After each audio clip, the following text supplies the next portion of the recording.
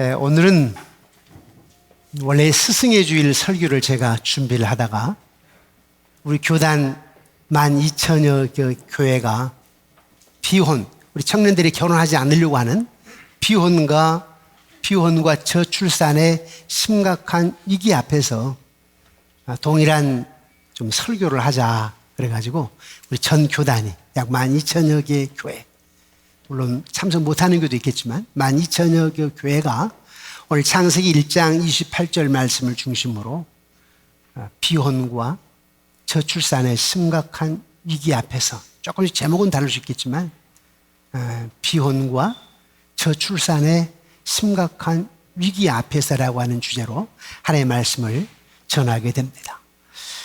여러분, 요즘 흔히 위기라고 하죠. 무슨 위기인가요? 코로나 위기, 금융 위기, 기후 환경 위기, 국제 정세 위기, 남북 관계 위기, 참 위기가 많아요. 그런데 그런 위기들이 많지만 또 가장 근본적인 위기가 있습니다.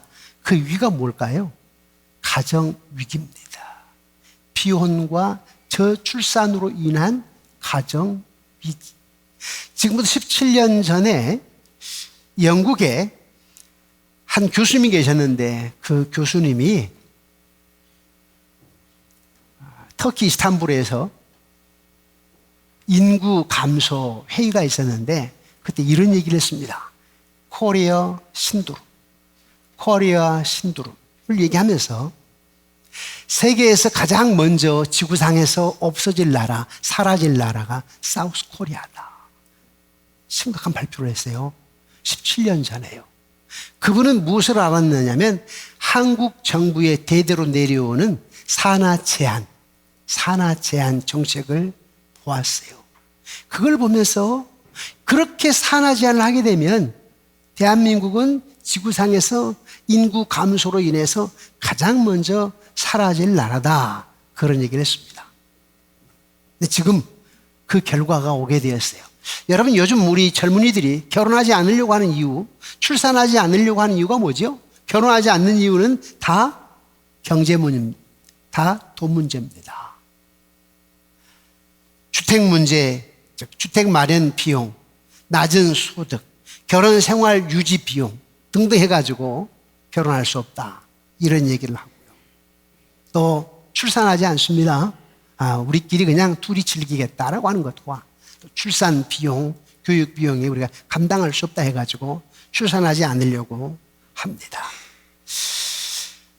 코리아 신두름, 한국이 세계에서 가장 먼저 지구상에 사라질 나라다. 산하 제한 문제로. 그런데 제가 설교를 준비하면서요, 우리 어머님도 원흉이셨어. 왜냐하면 1960년대부터 시작된 산하 제한 구호가 있었는데, 제가 58년에 태어났으니까 초등학교 때 60년 초반에 우리 어머님이 마을 다니면서요 이렇게 외쳤어요. 많이 낳아 고생 말고 적게 낳아 잘 키우자. 우리 어머님이. 그 옛날에 이런 게 있었어요. 이제 마을에서 아이를 낳잖아요. 그럼 그 마을에서 그래도 괜찮은 사람이 우리 아이를 받아주면 아이가 훌륭하게 된다. 미신적인 요소죠. 근데 이제 그 마을에 그래도 학교 선생님, 사모는 어머님밖에 없었으니까 그 마을에 150세대 마을, 또 옆에 한 80, 90 마을, 이런 마을에 그 아이, 며느리가 아이를 낳게 되면, 또 본인이 아이를 낳게 되면 미리 연락을 합니다. 내가 언제 아이를 낳게 될지 모르는데 급히 연락을 하게 되면 좀 와서 아이를 좀 받아주십시오. 그래서 어머님이 산파 노릇을 하셨죠. 그런데 정부에서 저희 어머님에게 마을 면에 지명을 한 거예요. 산하 제한 요인이 된 겁니다. 그래서 어머님이 다니면서 그런 얘기를 하셨어요. 많이 낳아 고생 말고 적게 낳아 잘 키우자. 60년대 그게 구호였어요. 70년대 구호는 뭐죠? 아들, 딸 구별 말고 둘만 낳아 잘 키우자. 남아 선호 사상이 있었기 때문에 아들, 딸 구별 말고 둘만 낳아 잘 기르자. 그러면 80년대는 뭐예요? 잘 키운 딸 하나, 열 아들 안 부럽다. 이게 구호였어요.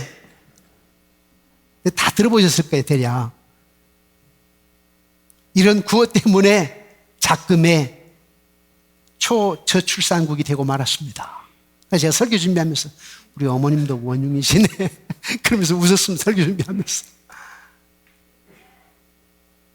자, 그럼 이런 절박한 현실 앞에서 교회가 무엇을 해야 될까? 우리 교인들의 역할은 무엇일까? 한탄만 할 것이 아니라 항상 이 사회에 앞장서가는 기관은 교회였어요. 그렇지 않았죠? 항일운동 민족 대표 33명 가운데 16명이 크리스찬이었고, 무궁화 심기 강원도 시작이 됐을 때에 누가 먼저 시작을 했어요? 크리스찬이 시작했어요. 기독교인이. 애국가 누가 만들었어요? 크리스찬이 만들었죠. 새마을운동 누가 시작한지 아세요? 사실은 기독교인 중심으로 먼저 시작을 했어요. 다 어려울 때마다 기독교인 중심에 있었어요. 여러분, 서해안 기름 유출할 때 거의 90% 누가 했어요? 기름 유출 사고 났을 때 누가 와서 닦았어요? 그때 우리 교인들 맨날 며칠 갔었죠. 교회차로 가가지고 가서 다 닦았잖아요. 처음에 갈 때 난감하더라고요. 그 바닷가에 바위에 모래 새까만데요. 어떻게 그 인간이 닦냐고 되겠어요, 이거? 처음에는 다들 불가능한 쪽으로 생각했죠. 한 20년, 30년 간다고 그랬어요. 지금 여러분 흔적이 있습니까? 그때에 많은 교회들이 가가지고 기름 유출 탁 하고 닦았어요. 지금도 역시 마찬가지입니다.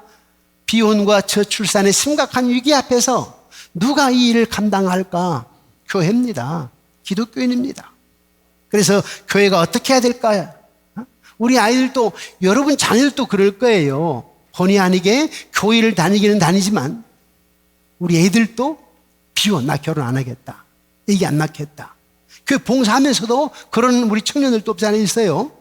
그런데 그런 아이들에게 우리 교회가 책임져야 될 저와 여러분들의 역할이 무엇인가라고 할 때 첫 번째는 뭐냐면 성경에서 그 해법을 가르쳐 줘야 돼요. 성경에서 그 해법을 찾아줘야 되는데, 오늘 그 해법이 창세기 1장 28절과 29절 말씀이에요. 자, 창세기 1장 28절은 하나님 우주의 만물을 다 만드시면서 최고의 걸작품으로 인간을 만들었어요. 아담과 하와를. 그리고 그 아담과 하와에게 첫 명령이 뭐예요? 생육하고 번성하여 땅에 충만하라. 그런데 생육하고 번성하여 땅에 충만하라고 하는 명령 전에 무슨 말씀이 먼저 있었죠? 복에 대해 얘기한, 내가 너에게 복을 주겠다. 복. 그 복이 뭐냐면 생육하고 번성하는 땅에 충만하는 복이에요. 난 독신인데 그럼 복을 못 받은가? 아니에요. 고린도전서 7장 8절에 바울은 독신자에게 나와 같이 그렇게 독신하로, 즉 그것도 은사니까 괜찮다라고 했습니다. 그러니까 여러분 가운데 혹시 독신으로 살면서 아이가 없다고 상처받을 일은 없습니다. 또 난임, 불임 이런 분들 괜찮아요. 제가 개척하기 바로 1년 전에, 그러니까 92년도였어요. 내가 맡은 교구가, 신방 교구가 있었는데 한 여집사람이 울며 달려왔습니다. 교구 목사에게. 시아버지 시어머님이 딱 꿇어 앉혀놓고 이혼해라. 결혼한 지 10년이 됐는데 아기가 없으니까 이혼해라. 요즘에는 안 통하죠. 그때는 통했어요. 90년대는. 이혼하라고 한다고 어떻게 해야 되느냐고 교회 부목사, 교구 담당 목사에게 찾아왔어요. 그래서 제가 기도하자. 사람의 마음을 움직이신 분은 하나님이시니까 시아버지, 시어머니 놓고 기도하자. 시아버지는 교회를 안 다니고 시어머님은 미안합니다, 권사님이에요.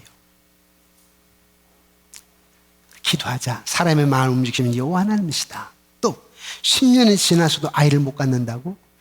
엘리사벳 사가랴 봐.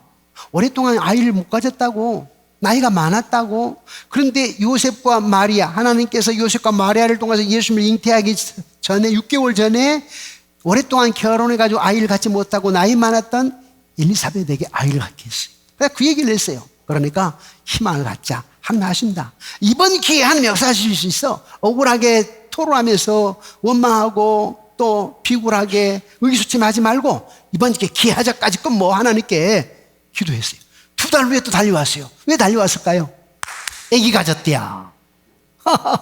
아이 가졌답니다. 얼마나 기쁘. 그래서 제가 목회하면서 그 사건을 꼭 잊지를 못합니다. 그러니까 혹시 여러분 가운데 오늘 생육하고 번성하여 땅에 충만하라 목사님 설교하시는데 나는 아직 아이가 없어요. 우리 며느리는 아직 아이가 없어요. 괜찮아요. 상처받을 일 없어요. 하나님 또 주십니다. 그런데 일반적으로 하나님은 결혼을 명령하셨어요. 아까 독신 은사 말고 일반적으로 모든 사람들에게는 하나님께서 출산의 명령, 생육하고 번성하여 땅에 충만하라고 하는 명령을 하셨어요. 그런데 그게 복이라고 얘기했고 그 복을 얘기하면서 생육하고 번성하여 땅에 충만하라고 했는데 그 뒤에 29절에 보니까 요즘 우리 청년들이 경제 문제 때문에 나 결혼 못해요. 핑계, 변명을 못되게 만들었어요. 우리 하나님 참 기가 막힌 분이에요. 우리 아들, 딸들이 나 돈 없어서 결혼 못해요. 우리 성도들도 가끔 그런 얘기를 합니다. 그래서 어쩔 수가 없다고, 우리 애들이 그러는데 어쩔 수가 없다고 그렇게 말한 분도 있고, 내가 아는 목사님도 우리 딸이 결혼하고 싶지 않대요. 결혼, 이 아파트도 없고 경제적인 문제. 그래서 나보고 그냥 결혼 나 그냥 하지 말라고 그랬습니다. 그냥 데리고 살랍니다 그래요. 그래서 당신 강단에 설교하지 마. 내가 그랬어요. 당신이 정말 그런 마음이면 강단에 당신 어떻게 설교해? 설교하지 마. 내가 친구니까 그런 말로 한 적이 있어요. 그런데 창세기 1장 29절에 책임져 놓았어요. 하나님이 생육하고 번성하여 땅에 충만하라 그랬는데 먹을 거 다 주시기로 약속하셨다고. 여러분 옛날에 우리 어른들이 이 말했죠. 다 지껏 먹을 것 갖고 태어난다고. 그래 안 그래요? 진짜 그런 것 같아. 지껏 뭘 갖고 태어난 것 같아. 이 우리 장로님들 본 사람 다 마찬가지. 저도 결혼할 때 그 방한칸에 시작했어요. 신길동 도깨비시장 옆에 방한칸에서. 그때 뭐 애들 교육비가 있습니까? 또 전도사인데. 아니 생활도 어려운데 책값도 어려운데. 지나놓고 보니까 뭐예요? 야 어른들 말이 맞네. 지껏 먹을 거 다 갖고 태어났네. 한번 여러분 계산해 보세요. 여러분의 자녀를 만약에 두 아이를 대학교, 대학원 가르쳤다고 생각해 보세요. 어릴 때부터 교육비 또 양육비 쭉 계산해 보니까 몇 억 될 거예요. 사실은요. 쭉 보면 한 30년 교육한 거 조금씩 티끌 모아 태산이라고 계산해 보면 몇 억 된다고. 근데 여러분 몇 억 행위는 1,000만 원이라도 있었습니까? 그때 처음 신혼 시작할 때 30년 지나놓고 보니까 뭐예요? 다 가르쳤어요. 근데 하나님의 말씀이었어요. 한번 봐요. 창세기 1장 29절 한번 봅시다. 그 약속을 함께 읽어보십시다.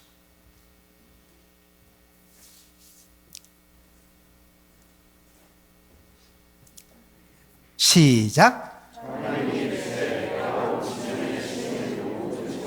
씨 가진 열매 맺는 모든 나무를 너희에게 주노니 너희의 먹을 것을 거리가 되리라.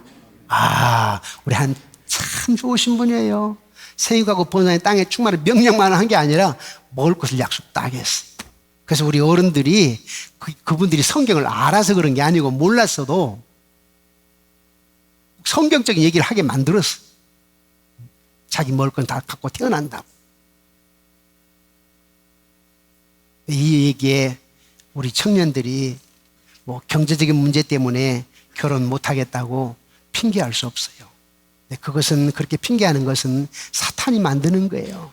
가정을 파괴하고 나라를 파괴하고 삶의 행복을 빼앗기 위해서.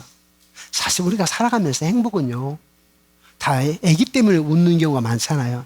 내가 네 때문에 웃는다 그러죠. 우리 어른들이 어때요? 다 사는데 참 여러 가지 일도 많고 문제도 많은데 집에 가면 우리 새끼 보고 내가 웃습니다. 이런 경우가 많잖아요. 그런데 사탄은요 결혼 못하게 하고 아이 갖지 못하게 해가지고 가정을 무너뜨리고 나라를 무너뜨리고 그리고 결국은 뭐예요? 경제 무너뜨리는 거예요. 경제를. 우리 하나님은 기쁨 주고 행복 주고 생명 주고 자유 주고 만족 주기를 원하지만 사탄이라는 놈은 뭐예요? 항상 싸움 주고 고통 주고 번민 주고 가난 주고 궁핍 주고 질병 주고 끝내 죽음 주고 끝내 망하게 하는 거예요. 마지막에 이런 현상이 나타나고 있는데 이러할 때 우리가 어떻게 해야 되느냐. 그래서 여러분들은 첫째 교회가 어떻게 해야 되느냐. 성경적인 출산의 세계관을 가르쳐줘야 된다. 이런 비혼과 저출산의 심각한 위기 앞에서 우리 교회의 역할은 뭔가? 즉 교회, 여러분들이 교회 아닙니까?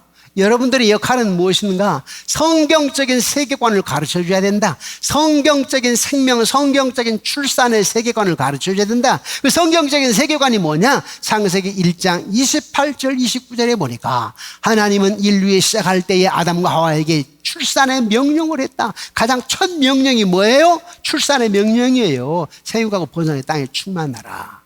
그리고 2장에 가서 결혼의 명령, 결혼 하나님 주례자가 되셨어요. 그런데 성경은 시작의 결혼이고 마지막 요한계시록 22장의 결혼이에요. 마지막 22장의 그 결혼은 뭐냐면 성령과 신부된 교회가 나중에 우리 주님 재림하실 때 공중 혼인잔치가 했잖아요. 그걸 얘기하고 있어요. 그래서 성경은 시작과 마지막이 결혼 문제입니다. 결혼 문제. 그래서 결혼해야 됩니다. 그럼 목사님, 재혼은요? 해야 됩니다. 재혼도 해야 됩니다. 나중에 늙어서 혼자 되실 때 해야 됩니다. 해야 돼. 근데 저는 아내하고 약속은 했는데 그럴 일도 없겠지만 혹시 내가 목회하다가 당신이 세상 떠나게 되면 나 재혼 안 해. 그랬는데 여러분들은 하셔야 됩니다. 노후에 친구 삼아서 또 하셔야 됩니다. 자녀된 분들에게 좀 부탁합니다. 자녀된 분들에게. 자녀들이 좀 속이 없어요. 왜 속이 없는지 아세요? 뭐 얼마 되지 않는 거 재산 자기가 차지하려고 재혼하는 거 싫어하는데요. 해야 됩니다. 내 인생 내 것이야. 하나님과 나와의 거리예요. 물론 어렸을 때는 부모가 100% 부모를 의지하지만 나이 들어가게 되면 부모가 자녀를 의지하는 시대가 되어버렸어요. 내가 어렸을 때는 우리 아버지가 신처럼 존재, 능력자예요, 능력자. 근데 아버지가 할아버지 80, 90대니까 제로, 능력은. 그리고 오히려 내가 더 크게 되잖아요. 그런데 여러분들이 나이가 연세가 들어서도 마지막에 다니는 사는 날 동안 첫째는 믿음 생활하며 신앙생활 하면서 또 여러분의 삶을 또 누릴 수 있어야 됩니다. 성경적인 세계관을 우리 아이들에게 분명히 가르쳐 줘야 됩니다. 다시 한번 부탁을 드립니다. 여러분들 자녀 중에도 내가 장로고 내가 권사고 내가 집사인데도 우리 아들, 딸이 그렇게 얘기할 수 있어요. 집도 마련할 수 없고요. 내가 경제 능력도 안 되고 결혼 안 하렵니다. 그럼 그래 뭐 요즘 다 그러는데 그냥 그렇게 살아라. 이렇게 하는 것은 여러분 성경을 모르는 거고 여러분 믿음이 없는 거고 여러분 하나님의 주권을 믿지 않는 거예요. 하나님의 주권을. 하나님 없는 걸 있게 하신 분이잖아요. 안 될 것 같으나 되게 하신 분이시잖아요. 여러분 한번 생각해 보세요. 여러분 다 그렇게 살아온 거 아니에요. 두 번째는, 아까 첫 번째는 성경적인 세계관을 가르쳐줘야 된다. 성경적인 세계관은 창세기 1장 28절 29절 하나님이 결혼 제도를 만드셨고 생육하고 번성하라고 명령했다. 근데 명령만 한 것이 아니라 뒤에 먹을 걸 주시겠다고 약속했다. 그러니까 결혼해야 된다. 경제, 돈이 없어서 못한다. 이것은 네가 하나님을 신뢰하지 못하는 거다. 역사 세계관을 주관하신 분, 역사의 쳇바퀴를 노리신 분, 개개인의 생사학을 주장하신 분 여호와 하나님께서 약속하셨는데 네가 돈이 없다고 한다는 건 네가 네 힘으로 살겠다라고 하는 뜻인데 아니야. 우리는 내일 일을 모르는 거야. 다 주님의 주권 가운데 있단다. 네가 하나님의 말씀에 순종만 한다면 주님께서 생각을 초월한 이성을 초월한 역사를 행할 것이니까 해야 된다. 아빠 엄마가 뭐 돈 있어서 결혼한 줄 아니? 아빠 엄마가 뭐 돈 있어서 이렇게 가르친 줄 아니? 여기까지 인도하신 지난날 30년을 40년을 되돌아보니까 야 하나님이 하셨다라고 분명히 책임지고 말하셔서 여러분 자녀가 하나님 명령에 순종하로 말미암아 29절에 그 하나님의 축복을 누림받는 여러분의 자녀 손손들이 되시기를 주님의 이름으로 축원합니다.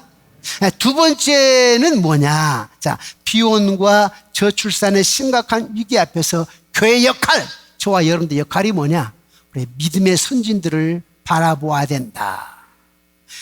2000년 전에 종교 개혁자들이 어떻게 했는가? 지금처럼 비혼과 저출산의 위기 앞에 우리는 어떻게 해야 되는가?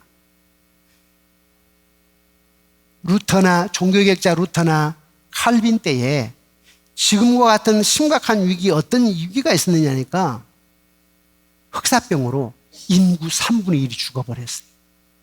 군포시가 약 30만 명인데 10만 명이 죽은 거라 이 말이에요. 10만 명. 그 속에서 루터는 칼빈은 슬픔과 고통 가운데 있는 자에게 말씀을 전하면서 세워주고 격려했습니다. 칼빈은 이런 사람이었어요. 그 흑사병으로 아내가 죽었다니까요. 그 흑사병으로 아이 3명이 죽었어요. 그 마을을 떠나지 않았어요. 다 떠났습니다. 그 마을을 다 떠났는데 켈빈은 떠나지 않고 거기에서 자기처럼 아내를 잃고 자녀를 잃은 사람들에게 다니면서 복음을 전하고 위로하고, 그래서 종교개혁이 일어나고 오늘 세계 개신교회가 반드시 세워져 가고 있는 거 아니겠습니까? 다시 말하면 이 비혼과 저출산의 심각한 위기 앞에서 우리 크리스찬들이 무엇 해야 될 것인가? 같이 공동 책임져야 됩니다. 위에서 기도하고 격려하고 내가 어떻게 도와야 될 것인가, 또 교회가 어떻게 도와야 될 것인가. 세상을 탓하는 게 아니라 그냥 뭐 다 그렇고 그러는 거지 이렇게 하는 것이 아니라 저와 여러분들이 해야 될 일을 찾아야 된다는 거죠. 부모로서 뿐만 아니라 교회에서 우선 먼저는 말씀으로 세계관을 가르쳐야 되고, 그리고 또 책임도 져야 되고. 여러분, 출산의 명령, 결혼의 명령, 이것은 아담과 하와에게 한 번 주고 끝나는 게 아니었어요. 노아 홍수 후에 하나님은 또 명령하셨어요. 노아를 홍수로 다 심판해버렸잖아요.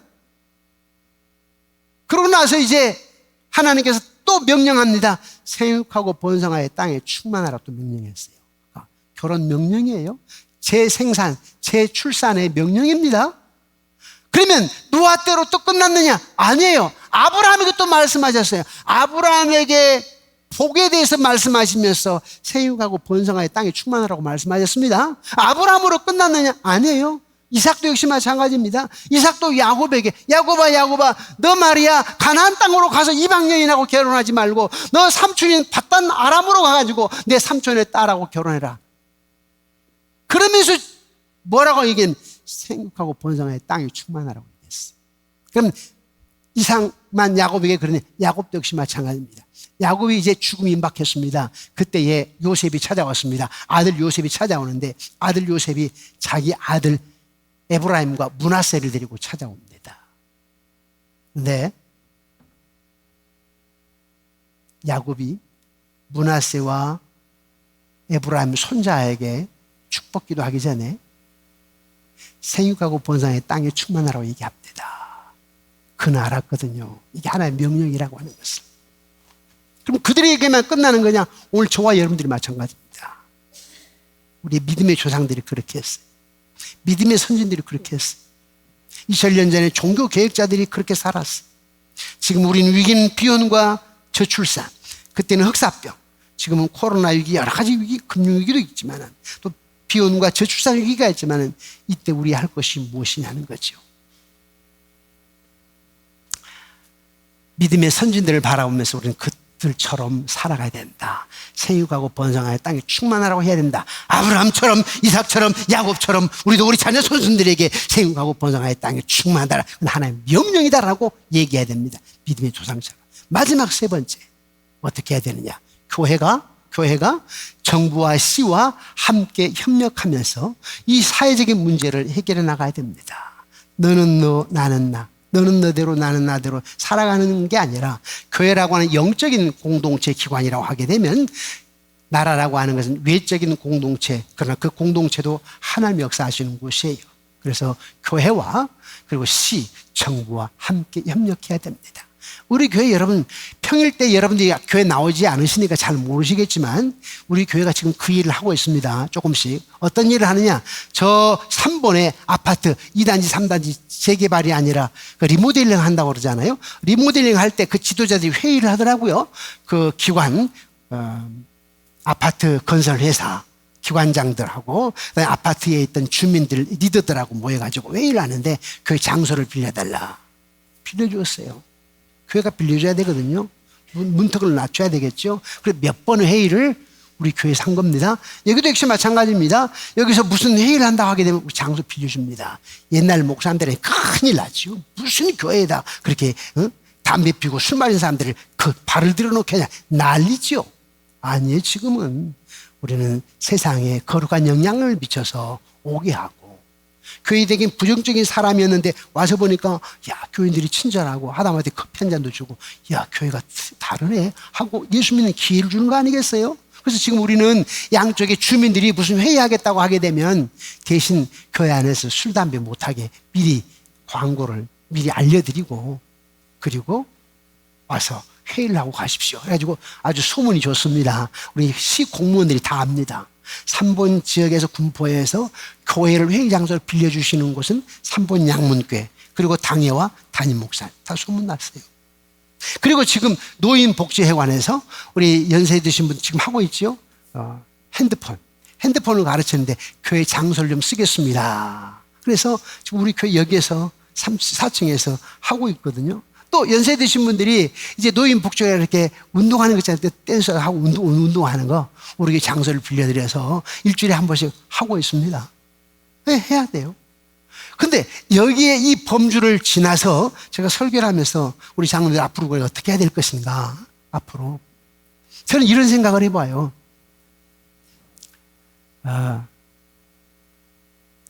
우리 교인들이 만약에 젊은 집사님 두 분 다 이제 주일학교 교사라고 합시다. 근데 이제 아이 둘씩 있어요. 근데 이 아이들 키우고 직장생활 하는 바람에 만약에 해외 한 번 나가본 적이 없어. 해외를 나가려면은 아이를 누구한테 4일을 맡겨야 되는데 5일을 맡겨야 되는데 맡길 수가 없어. 그래서 못 갔어.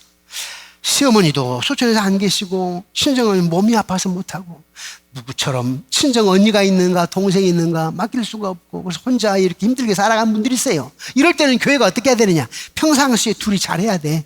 두 선생님끼리 잘 지내고 애들끼리 잘 지내고 애들에게 엄마 아빠가 4일 동안 저 필리핀을 좀 여행 좀 다니려고 하는데 집사님 댁에서 좀 있을래? 그러면 애들이 집사님 평상시에 관계성 속이 좋고 애들하고 친구 더 좋아해. 엄마 아빠의 안에서 자유함이 더 좋아요. 그런 교회를 우리가 만들어 가야 된다고요. 저는 또 이런 생각도 해봤어요. 이게 될지 안 될지는 모르겠어요. 뭐 목사님 약속해서 이렇게 하지 마시고 저는 혹시 나중에 은퇴하고 나서 물론 이제 외국에 집회도 나가고 강의도 나가고 하겠지만 무슨 생각이냐면 내가 만약에 한 며칠 동안 교회 집에 있다. 그러면 혹시 우리 교회 집사님 가운데 목사님 우리 아이 좀 맡아주시겠습니까? 저들 좀 어디 한 5일 영국 좀 다녀오려고 하는데 네, 그러면 우리 권사님이 바로 우리 집사람을 쳐다보잖아요.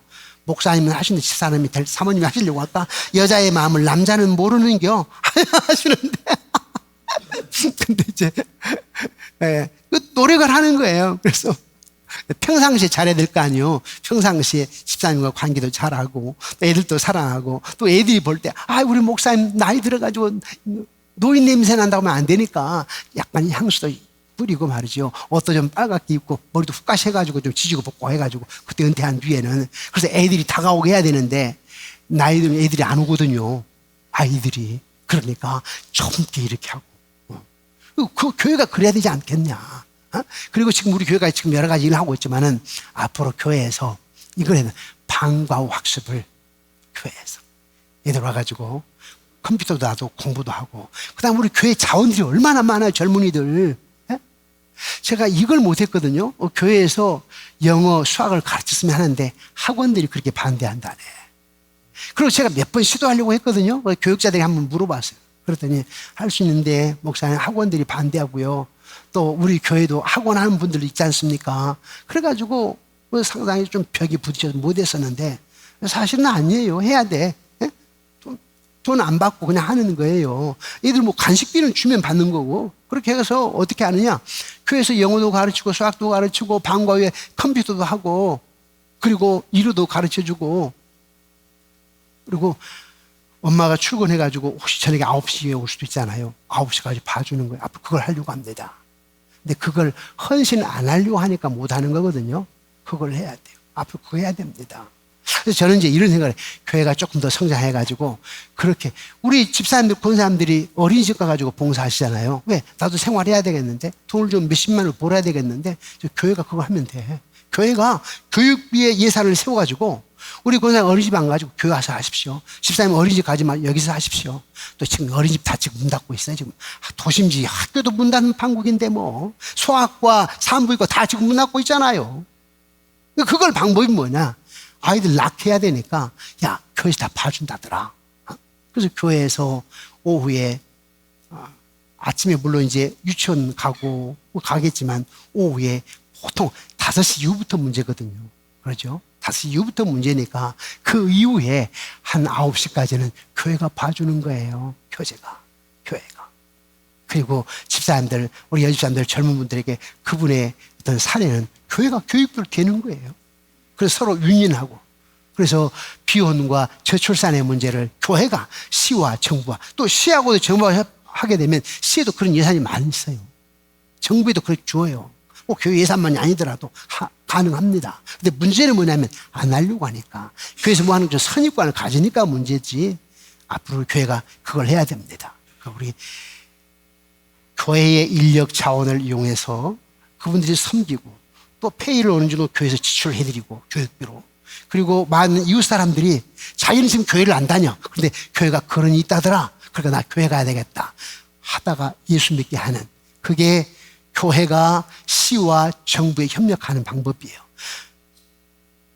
비혼과 저출산의 심각한 문제를 교회가 어떻게 책임져야 될까? 세상이 이렇더라라고 탓만 할 것이 아니라 교회가 이런 문제를 해결해 가야 됩니다. 제가 며칠 전에 저 분당에 큰 교회 목사님, 나이는 저보다 몇 살 어리지만 선배는 선배님이에요. 그런데 정말 멋진 일을 했어요. 금년 초에 우리나라에서 해외로 파송된 선교사님 500명에게 30년 동안 한 달에 10만 원씩 선교비를 주기로. 그 선교비가 아니라 은퇴적금입니다. 은퇴적금. 그래서 그분들이 30년 선교사 생활하고 나면 돌아와가지고 사는데 문제 없을 수 있도록. 그래서 그분이 복리계산으로, 제가 한번 물어봤어요. 그게 한 달에 10만 원씩 해도 30년 얼마 안 되는데 어떻게 누구 사냐니까, 목사님, 우리가 복리계산으로 한 몇 억이 됩니다. 보니까 맞아요. 그런데 그 교회는 이번에 500명 선교사에게 매월 10만 원 30년 주기로 약정서를 썼어요. 그러니까 공증까지 였어요. 지금 지출하고 있어요. 그리고 또 하나는 뭐냐면, 이분이 지난 30년 동안 뭐 했느냐면, 교회가 한국 교수 요원을 키웠습니다. 자기 교회 아니라도 저 거창에 있는 어떤 시골 교회 목사님이 어려우니까 그 목사님 아들이 서울대를 합격을 했어. 그 학비를 그 교회에서 했어요. 그리고 교수가 됐어. 이게 교수가 된 66명. 그 교회에서 66명의 교수를 만들었어요. 신학교 교수님, 우리 총신대학원 교수님만 하더라도 6명이 장학금 받아가지고 대학원 졸업을 하고 교수가 됐고, 일반 대학, 성균관대, 고대, 연대, 서울대, 그 가운데 한 2-3명씩 다 지방대도 역시 마찬가지로 교수를 만들었어요. 그 엊그제 얘기하시더라고. 이제 목사님, 내가 남은 기간 한 9년 남았는데 9년 동안 내가 할 것은 언론인들 100명을 키우는 겁니다. 그렇지 않은 언론인으로 만드는 거예요. 지금 언론이 사실 문제가 많잖아요. 그러니까 그렇지 않은 언론인 100명을 키우는데, 글을 기가 막히게 잘 쓰고 우리 기독교에 도움이 되겠다 싶게 되면 1년에 몇 명씩 딱 선택해가지고 5천만 원씩 지원해버려요. 5천만 원씩. 그래가지고 거기에다가도 뭐 한 100억을 딱 예산을 세워놓고. 여러분, 놀랄 거 없어요. 이 교회가 몇 년 전까지만 하더라도 한 7,000명, 8,000명 어른들이, 근데 지금 1,400명 오신다고 얘기하더라고요. 나 깜짝 놀랐어요. 코로나 때, 우리 지금 코로나 때 거의 99% 거의 나오잖아요. 그런데 교회는 지금 50%도 아니야. 한 7,000-8,000명 교인이 지금 1,400명 나온대요. 그런데 나보고 그래요. 목사님, 1,400 줄었는데 헌금은 더 늘었습니다. 그 1,400명의 헌금 가지고 180억 교회를 작년에인가 지었고, 그리고 200억을 가지고 200억 가지고 그 500명에게, 그 선교사님에게 그 지원하게 됐다는 거예요. 시드몬. 그렇게 시작했다는 거예요. 그리고 지금 200억을 지금 예산을 잡아가지고 200억 가지고 언론인을 키우려고 합니다. 그 말을 들으면서요, 선배는 선배지만 나이는 좀 어린 목사 앞에 저도 한다고 했지만 조금 부끄러웠어. 이야, 잘하셨네. 교회가 이래야 되거든요. 물론 그 목사님이 언론에 좀 문제는 되긴 했었어요. 그러나 이게 오해가 참 많거든요. 다 해결돼서 법정에서 이겼어요, 다. 이 목사님. 교인들이 돌아오고 든든히 교회가 서가고 있는데 얼마나 멋진 교회입니까? 교회가 이렇게 영향력을 발휘해야 됩니다. 이제 저도 몇 년 남지 않았지만 우리 3번 양문교회가 정말 멋진 교회, 세상 속에 영향력을 발휘하는 교회. 담임 목사에게만 맡기는 것이 아니라 여러분들이 해야 돼요. 여러분들이 해야 되는데 우선 먼저 여러분께 서로 신뢰받을 수 있어야 됩니다. 여러분들이 교회 안에서 서로 신뢰할 수 있어요. 신뢰는 크게 두 가지예요. 관계입니다. 관계는 표정과 숫자입니다. 잘 기억하십시오. 사람이 신뢰받을 수 있는 비결은 뭐냐면 관계를 잘하는 건데, 관계를 잘한단 말은 관계를 잘할 수 있는 요소는 뭐냐면 표정과 숫자입니다. 그 사람의 표정을 통해서 가까이 가고 싶지 않는 사람 있잖아요. 언제나 기쁨이 넘치고 긍정적이고 적극적이고 열정이 넘치고 그 표정이 중요한 겁니다. 관계에서는. 또 하나 관계에서는 숫자입니다. 나도 어떤 모임의 회계를 담당하기도 하고 숫자 이런 회비도 받기도 하고 하는데 이게 참 중요합니다. 철저하셔야 돼요. 저도 여러 목사니까 여러 모임이 있어요. 착착 아예 자동이체라고 합니까? 이체에서 돈 나가고 있어요. 철저하게. 내가 회계를 맡다 보니까 안 되는 경우도 있어요. 그러니까 여러분들이 그런 걸 참 잘해요. 그래야 관계가 잘 돼요. 그런 속에서 이웃과의도 관계가 이루어지는 거예요. 우리 교회가 그걸 잘해야 되는데 앞으로 우리가 책임지고 교회를 멋지게 만들어가서 이웃 시와 정부와 협력하고 비혼과 그리고 저출산이라고 하는 심각한 문제 앞에서 교회가 협력하고 세상에 거룩한 영향을 미치고, 그래서 우리 교회 좋은 교회, 3번 양문교회, 3번 양문교회, 우리 교회 좋은 교회, 성경적인 교회, 그러한 교회를 만들어가고 젊은이들이 3번 양문교회 와가지고 성경 안에서 승리하고, 제가 지금 오늘 오후에 몇 개월 만에 우리 청년부터가 설교를 하려고 해요. 오늘 제목이 이거기 때문에 청년들이 가서 이 말씀을 하려고. 오늘 설교를 청년들에게, 결혼 안 하려고 하는 청년들이, 우리 100여 명의 청년들이 있잖아요. 결혼해! 하려고 가서. 말씀으로 내가 이렇게 윽박지는 게 아니라 성경적으로 얘들아 결혼해야 된다. 그게 하는 말씀이야. 순종하면 하는 역사하셔. 복을 이미 다 보장해 놨다니까 하고 말씀을 증가하려고 하는데, 여러분도 여러분 자녀들에게 아직 혹시 결혼하는 다 여러분 이해하셔야 됩니다. 여러분도 몰랐으니까 잘 얘기 안 했잖아요. 성경적인 가치관 여기까지는 창세기 1장 28절 29절 섬세하게 얘기는 안 했잖아요. 그러니까 이 말씀을 우리 함께 나누면서 우리 모두가 다 승리하시고 여러분 가정의 행복, 또 우리 교회의 아름다운 역사, 또 교회가 세상 속에, 사회 속에 그런 영향력을 미치는 그런 삶이 되어지기를 주의 이름으로 축원합니다.